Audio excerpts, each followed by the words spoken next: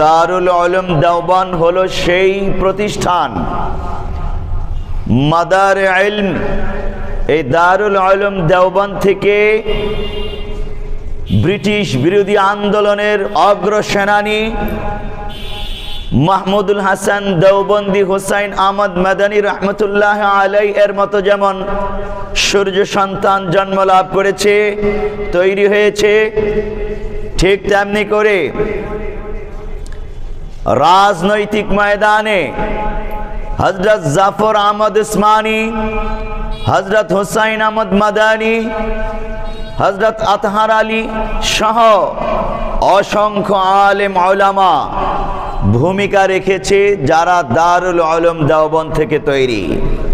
ঠিক তেমনি করে তাফসীর জগতে আল্লামা সানাউল্লাহ পানিপথী, আল্লামা আহমদ শফি রহমতুল্লাহ আলাই, আল্লামা ইদ্রিস কান্দলাবি রহমতুল্লাহ আলাই জগৎ বিখ্যাত তফসির মারিফুল কোরআন সহ তফসিরে মাজহারি সহ তফসির গ্রন্থগুলো রচনা করেছেন দারুল উলুম দেওবন্দের সূর্য সন্তান।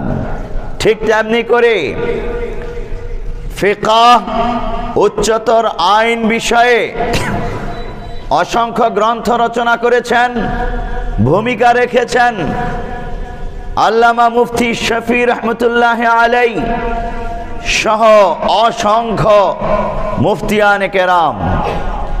ঠিক এমনি ভাবে হাদিসের লাইনে মেহনত করেছেন মাওলানা আনোয়ার শাহ কাশ্মীরি রহমতুল্লাহ আলাই সহ অসংখ্য বড় বড় মুহাদ্দিস।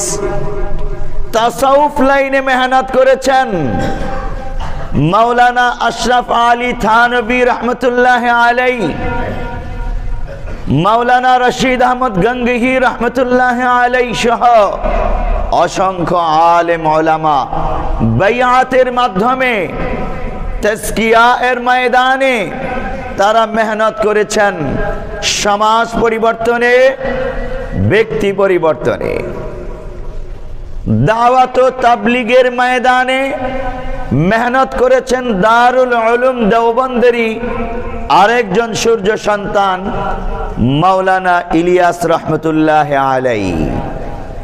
আপনি খুঁজে দেখুন, ইতিহাস তালাশ করে দেখুন, ইসলামী অঙ্গনের সমাজ ও রাষ্ট্রের কল্যাণকামী ভূমিকায় অবতীর্ণ হয়নি এমন কোন সেক্টর আছে দারুল উলুম দেওবন্দের সূর্য সন্তানরা বাতিল প্রতিরোধে, স্বাধীনতা যুদ্ধে, রাষ্ট্র ও সমাজে ভূমিকা অবদানে, শিক্ষা দীক্ষায়, দাওয়াত ও তাবলীগ, তাজকিয়ায়, জিহাদের ময়দানে, সব জায়গায় দারুল উলুম দেওবন্দ এই বিশ্বে নেতৃত্ব দিয়েছে।